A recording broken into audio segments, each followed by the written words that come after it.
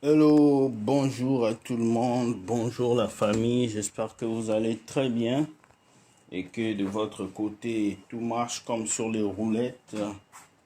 Euh, Ce matin, j'ai à cœur de parler d'un sujet fort et j'ose croire que vous serez tous connectés pour comprendre un peu cette vidéo que je vais faire à la hâte comme ça.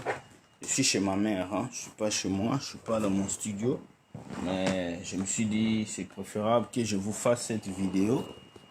Parce qu'aujourd'hui, il y a beaucoup de dérives que nous avons constatées depuis des années. Et aujourd'hui, nous voulons que ces dérives puissent finir. Parce que l'Église souffre et les enfants de Dieu souffrent. Donc, nous voyons partout qu'on baptise des enfants. Hein? Qu'on baptise des bébés. On baptise des bébés et puis on dit à la communion, patati patata. Je vais d'abord lire un verset avant que nous puissions sauter dans le bateau de cette vidéo. Okay.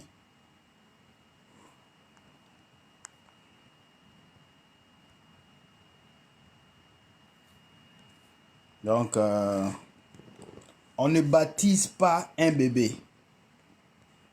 On ne baptise pas un bébé. Mettez le cœur parce que cette vidéo va être beaucoup combattue. On ne baptise pas un bébé. Est-ce que je peux parler à quelqu'un ce matin? On baptise un conscient. On ne baptise pas un inconscient.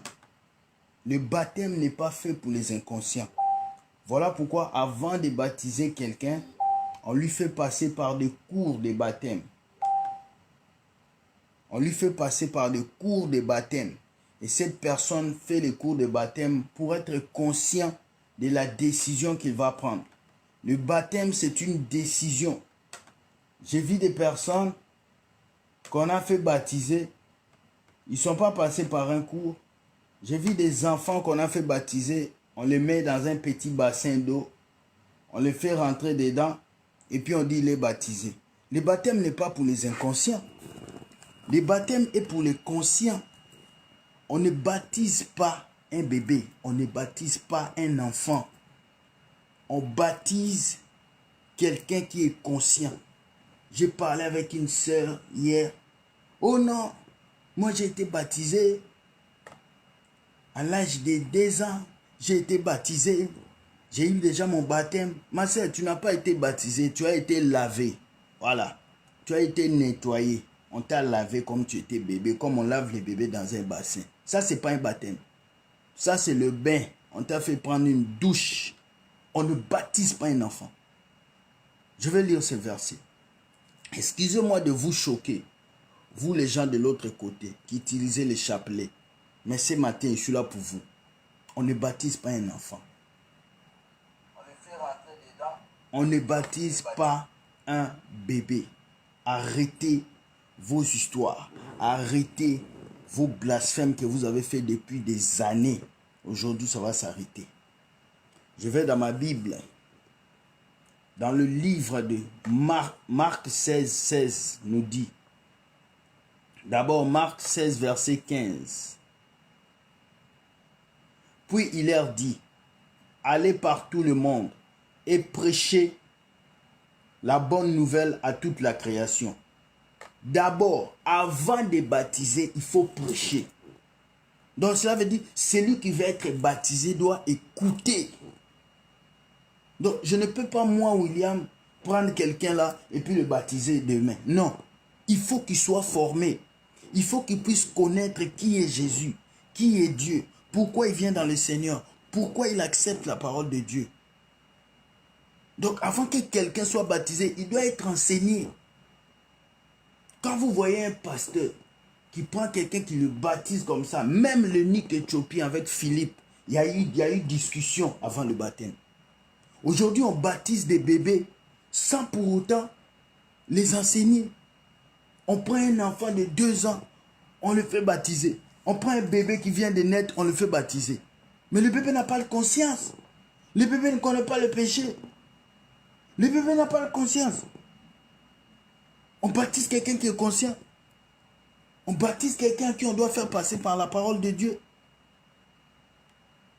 Il dit, celui qui croira et qui sera baptisé sera sauvé.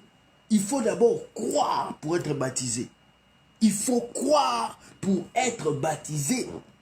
Mais toi, là où on t'a baptisé quand tu avais 10 ans, tu ne connaissais même pas Jésus.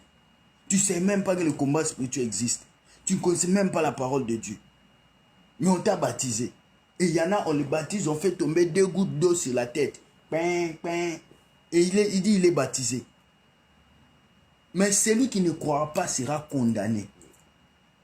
On ne baptise pas un bébé. Nous vivons dans une génération où on a tellement accepté des bêtises.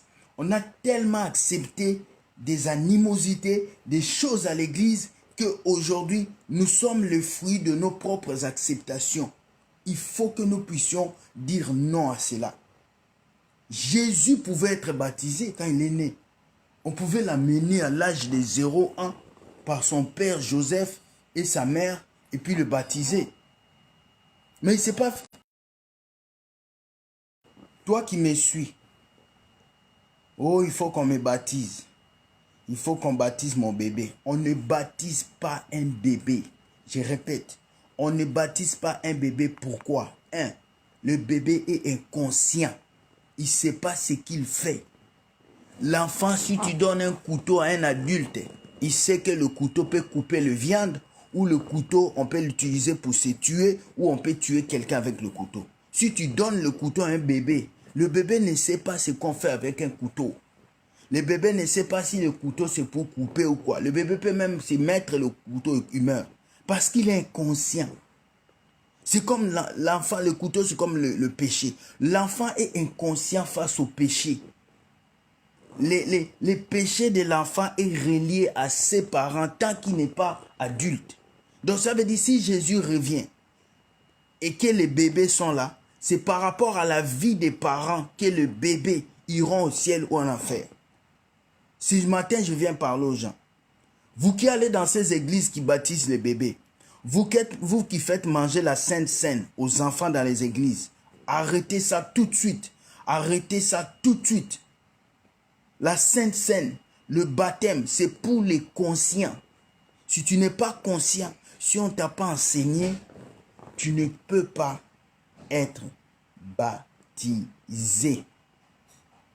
C'est très important ce que j'ai dit ce matin. C'est très, très, très important. Ça mérite un partage. Ça mérite beaucoup de soutien parce que beaucoup de personnes sur cette terre sont inconscients. Et ils continuent d'être inconscients avec Dieu. Voilà pourquoi leur vie ne change pas. Dieu travaille avec toi dans le niveau à laquelle toi, tu veux le comprendre. Si tu prends Dieu pour quelqu'un qui doit travailler toujours dans les petites choses, un mariage, un succès, Dieu va te limiter dans les mariages succès. Si tu travailles avec Dieu et quelqu'un qui veut aller dans les élévations, transformation de vie, haut niveau, Dieu va t'amener dans les hauts niveaux. Le problème est que nous sommes tellement inconscients avec Dieu que Dieu, lorsqu'il nous regarde, il rit. Il rit. Inconscient. Je te dis, tellement inconscient que quand tu t'assois, tu regardes, tu te dis comment on peut réfléchir comme ça. Comment vous pouvez faire baptiser un enfant qui ne connaît pas le péché. Il ne connaît pas Adam. Il ne connaît pas Ève. Il vient de naître. Vous allez le baptiser. Il y a quelle relation entre l'enfant là qui est né et le péché? Il a la nature pécheresse, mais il n'est pas encore conscient du péché qu'il porte en lui. Il faut qu'il puisse prendre conscience du péché qu'il porte avant qu'il passe par les eaux des baptêmes. Parce que dans le baptême, on meurt avec Jésus et on ressuscite avec lui. Un enfant ne peut pas mourir et ressusciter avec Christ parce qu'il n'a même pas encore la conscience du Christ. Donc vous devez comprendre ces niveaux que je vous explique. J'ai été choqué quand je vis des vidéos où on baptisait des bébés sur Facebook. Et on le baptisait. Et j'ai regardé, j'ai dit ça ne se fait pas. Le baptême n'est pas pour les inconscients. Le baptême c'est pour les conscients. Parce qu'il y a 4 choses dans le baptême. Il y a la repentance, il y a la reconnaissance, il y a l'acceptation et il y a la décision. La repentance, c'est tu te répands de tout ce que tu as fait de mal. Tu te répands avant de te baptiser. Tu dis j'ai péché, j'ai mal marché, j'ai dit non à cette vie. Deuxième chose, tu prends conscience que ce que je fais, c'est pour ma vie. Je vais témoigner à la grandeur de Dieu. Troisième chose, tu prends la décision. Et beaucoup de personnes aujourd'hui, ils ne sont pas conscients. Ils ne sont pas conscients. Ils récitent les chapelets. Eh, mais l'eau bénite. Vous faites les choses seulement parce qu'on vous fait faire. Mais consciemment dans la Bible, ces choses ne sont pas écrites. Ça a été tiré d'une religion romaine qui vient de loin, qui fait que ce sont des cultes qu'on rendait à la déesse Shiva. Mais aujourd'hui, ça s'est introduit dans les églises et tellement les gens ont été lavés dans le cerveau qu'ils sont là en train de suivre ces cours-là. Le baptême, il faut être enseigné pour être baptisé. Il faut être enseigné. Je vois des jeunes garçons, des jeunes filles qui n'ont même pas encore fini le goût du monde, qui se font baptiser. Ils n'ont même pas encore fini le goût de ce monde, le plaisir de leur corps et ils rentrent dans les eaux de baptême. Après, ils rentrent, ils sortent les mêmes. Comment on peut te baptiser et tu sors de cette eau, tu es la même personne toujours? Péché, tu ne laisses pas. Vol, tu ne laisses pas. Escroquerie, tu ne laisses pas. Sortir avec le sugar daddy, tu ne laisses pas. Mais le baptême doit te changer. Le baptême doit faire de toi une nouvelle personne. Mais si ça ne te change pas, donc tu ne t'es pas fait baptiser. Aujourd'hui, le baptême est devenu comme de la mode, quoi. On va me voir, quoi. Je me fais baptiser. C'est moi qui aime Dieu plus que les autres, quoi. Je le témoigne. Ou bien les pasteurs veulent baptiser les gens pour qu'on voit que lui, là, il fait convertir les gens. Lui, là, c'est un bon pasteur. Les gens se convertissent quand ils viennent à lui. Regardez. Non, c'est pas ça qui te qualifie. C'est pas parce que tu baptises beaucoup de gens que tu es un grand serviteur de Dieu. Non. C'est ton témoignage, c'est ce que tu mets dans les vies des gens. C'est ce que la parole que tu apportes fait dans les vies des gens. Je voulais un peu éclaircir cette histoire parce que il y a beaucoup de gens aujourd'hui qui font les choses pour faire. Ils lisent pas leur Bible, ils lisent pas l'évangile de Dieu, mais ils font les choses pour faire. Parce qu'on lui dit il faut s'aimer, il va s'aimer. Parce qu'on lui dit il faut enterrer un mouton, il va enterrer. Parce qu'on lui dit il faut courir 4 km, il va courir. Mais il ne sait pas qu'est-ce qui est écrit dans la Bible. Il ne sait pas qu'est-ce qui est fait dans la Bible. Jésus n'a pas été baptisé quand il était bébé. On ne l'a pas baptisé. Pourtant, Marie et Joseph pouvaient aller à l'église. Ils vont donner Jésus pour qu'on le baptise. Mais pourquoi il s'est fait baptiser à 33 ans? Pourquoi? Pourquoi il a attendu d'être adulte pour aller vers Jean-Baptiste pour se faire baptiser? Parce qu'il y avait une voix qui s'élevait qui a dit « Celui-ci est mon fils bien-aimé, sur qui j'ai mis toute mon affection. » Le baptême, c'est pour les conscients. Ce n'est pas pour les inconscients. Je parle aujourd'hui. Je lance un défi à tous ces gens qui baptisent les bébés. Si vous avez un verset qui dit qu'on doit baptiser un bébé, apportez-moi ce verset. Venez, on va faire un débat sur ça. Il n'y a pas un verset dans la Bible où on a baptisé un bébé. Il n'y a pas. Maintenant, où est-ce que vous avez trouvé cette idée-là de baptiser les gens? Et puis, les gens qui baptisent les gens dans les piscines, dans les églises, dans les piscines, dans les bassins, où est-ce que vous amenez l'eau du baptême là que vous baptisez les gens? Il y a une soeur qui me disait, non frère, depuis qu'on m'a fait baptiser, ma vie ne change pas. Je ne comprends pas. J'ai dit, on t'a baptisé comment? Oh, on avait mis un bassin d'eau à l'église. On nous a mis dedans et puis c'est fini. J'ai dit, l'eau à laquelle on vous a baptisé, vous savez pourquoi on a baptisé Jésus dans l'eau qui coulait? Quand l'eau coule, la rivière de l'eau qui coule, ça symbolise ta vie qui passe. Ta vie qui passe. Donc, quand on te baptise dans une eau stagnante, une eau qui est sur place, ça veut dire quelque chose. Ça veut dire que tu n'avances pas. Le vrai baptême doit être fait dans une eau qui coule. Dans une eau qui coule. Et l'eau à laquelle on t'a baptisé, la sœur là m'a dit, l'eau à laquelle on t'a baptisé, on a pris cette eau-là pour aller faire des sacrifices sur ta vie. Alors vous devez éviter qu'on vous baptise dans une eau dans une eau bloquée, dans une petite eau fermée, et puis on vous plonge là, et puis on vous fait sortir. L'eau du baptême là, toi pasteur, toi qui as baptisé les gens à l'église, dans un petit bassin, l'eau là que tu as baptisé les gens, tu as amené ça où? Il faut dire la vérité, tu as amené cette eau du baptême là où? Mais il faut se réveiller à un moment, les chrétiens. Réveillez-vous à un moment, lisez vos Bibles à un moment.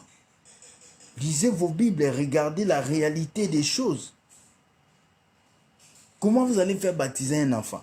Un enfant ne connaît pas le futur. Un enfant ne connaît pas la vie. Il ne connaît même pas le péché. Même quelqu'un qui peut lui faire du mal, il ne connaît pas. Ce n'est pas son problème. Donc quand vous baptisez un bébé, ce n'est pas un geste chrétien. Ce n'est pas un geste que Dieu regarde. Ce n'est pas un geste que l'Éternel regarde.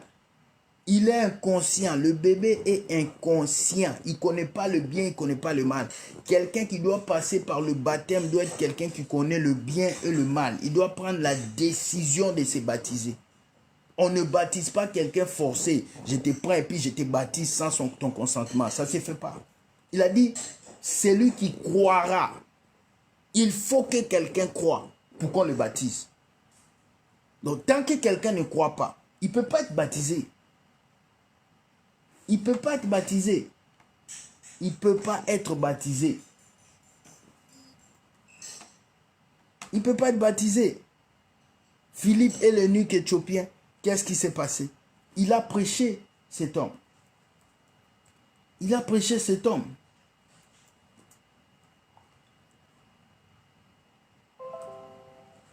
Hein?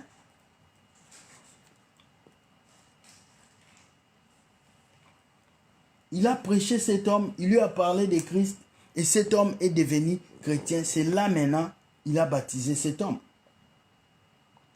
Mais aujourd'hui, les gens, ils ne donnent pas les cours aux enfants de Dieu. Ils ne les enseignent pas le baptême, ils ne les enseignent pas la sanctification. Et puis les baptêmes. Quand la mer est trop loin pour baptiser quelqu'un, baptisez-le au moins hors piscine ou hors quelque chose. Ne les baptisez pas dans quelque chose de fermé. On va lire.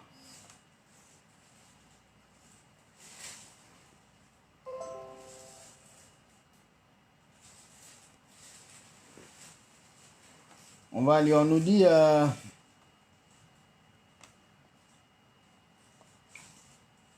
L'homme en question est décrit au verset 27, l'eunuque éthiopien. Philippe a d'abord vu l'eunuque éthiopien qui lisait l'histoire et voulait comprendre.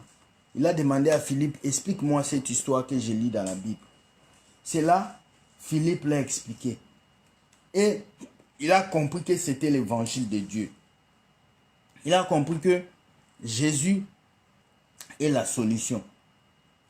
Un ange s'adressa à Philippe et lui dit, lève-toi, pars en direction du sud. Prends la route qui descend de Jérusalem à Gaza, celui qui est déserte. Il se leva immédiatement et s'est mis en route. Et voici qu'il rencontra en route un autre dignitaire éthiopien, administrateur de biens de Cadence, reine d'Éthiopie. Cet homme était venu à Jérusalem pour adorer Dieu.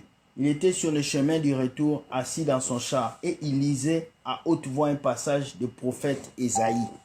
Cet homme lisait le passage du prophète Ésaïe.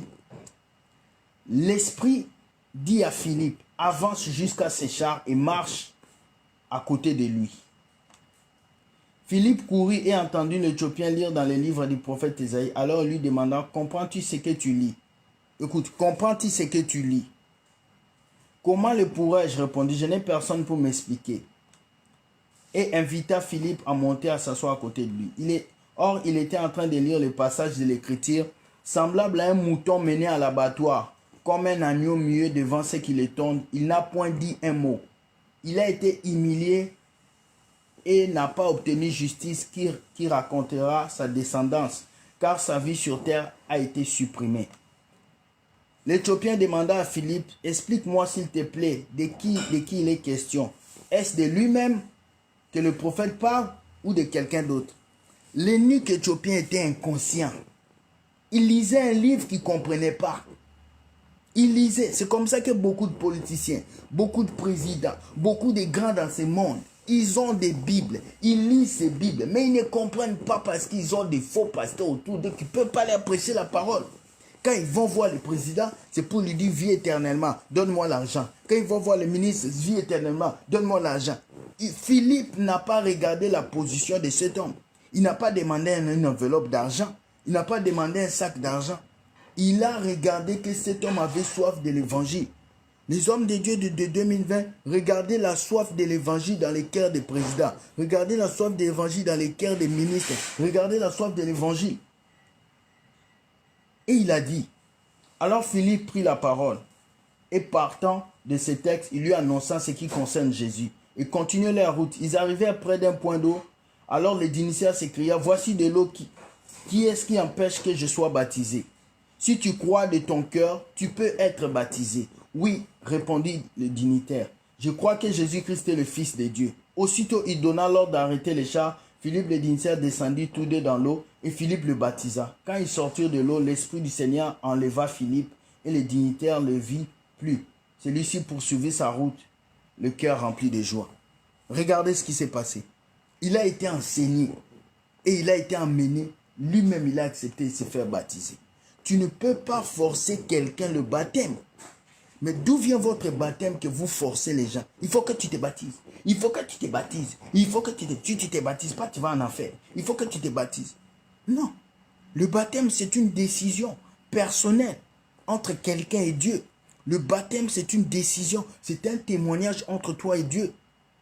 Alors, je suis désolé de vous dire que tous vos enfants qui ont été baptisés, là, bébés, là, ils doivent refaire leur baptême quand ils sont conscients. Ils doivent prendre conscience de refaire leur baptême. Ils doivent être enseignés. Voilà pourquoi, avant que quelqu'un soit baptisé, il doit être enseigné. Il y a aussi un autre contexte à faire sortir ici, c'est par rapport aux pasteurs qui vont vers les dignitaires des pays pour ne pas leur prêcher l'évangile. Cet ethnique éthiopien, il connaissait il connaissait pas la parole de Dieu, mais il avait une Bible. Vos présidents, vos ministres ne connaissent pas Jésus, mais ils ont des Bibles. Ils ont la parole de Dieu dans leur bureau. Mais vous, qu'est-ce que vous faites pour eux? Toi, quand tu vas chez le président, tu dois seulement prendre l'argent, toi, pasteur. Quand tu vas chez cet homme d'État-là, tu dois seulement aller te courber. Mais tu ne peux pas lui prêcher l'évangile. Tu ne peux pas évangéliser ces ministres que tu vas voir. Tu ne peux pas évangéliser ces députés que tu vas voir. Tout ce que toi, tu sais aller faire là-bas, c'est dire des conneries pour qu'ils te donnent des enveloppes d'argent. Ça, c'est les pasteurs africains, ça. Des gens qui passent à la télé pour dire, oh, le président, il ne donne pas l'argent. L'autre, il donnait l'argent. Mais celui-là, il ne donne pas l'argent. C'est ton problème. Philippe n'a pas dit ça. Philippe n'a pas regardé la position de ces eunuques. Philippe a regardé une âme à sauver. Une âme. Regardez les âmes à sauver. Regardez les âmes que Dieu doit bénir. Et ne regardez pas à vos poches ni à vos moyens. Soyez bénis. Je voulais éclaircir ce point-là dans la tête de tout le monde.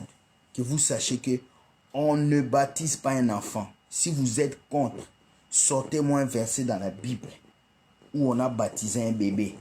Même Jésus lui-même, il a attendu d'avoir 33 ans pour aller se faire baptiser. Maintenant, je me demande, vos bébés que vous avez baptisés là, le verset que vous avez vu, on a baptisé un bébé, vous l'avez trouvé où? Venez, expliquez-nous ça pour qu'on sache. Soyez bénis. Le baptême, c'est pour les conscients. Tu prends conscience de ton péché.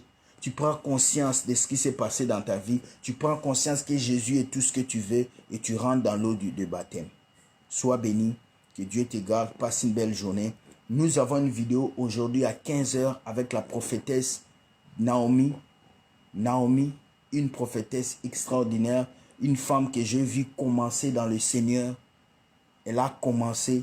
J'ai prophétisé sur sa vie en 2016. J'ai dit, Naomi, tu vas être une prophétesse. Tu vas prêcher la parole de Dieu dans le monde entier. Elle m'a regardé et dit, oui, tu es sérieux?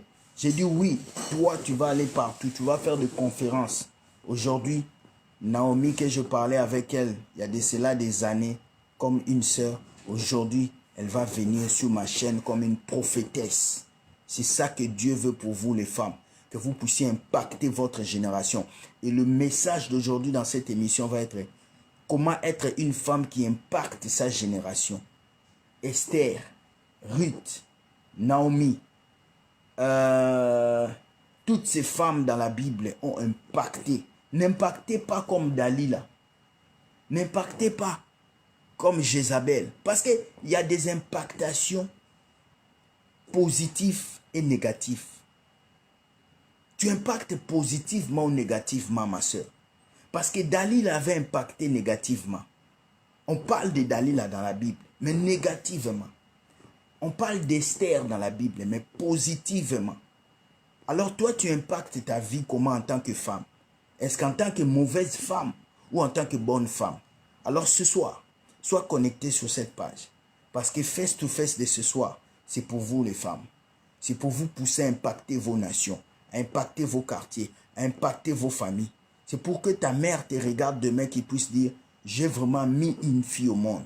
Donc ce soir, à 15h, 21h heure de l'Europe et de l'Afrique, nous serons connectés. Que Dieu vous garde, qu'il vous bénisse. Passez une très bonne journée et bye.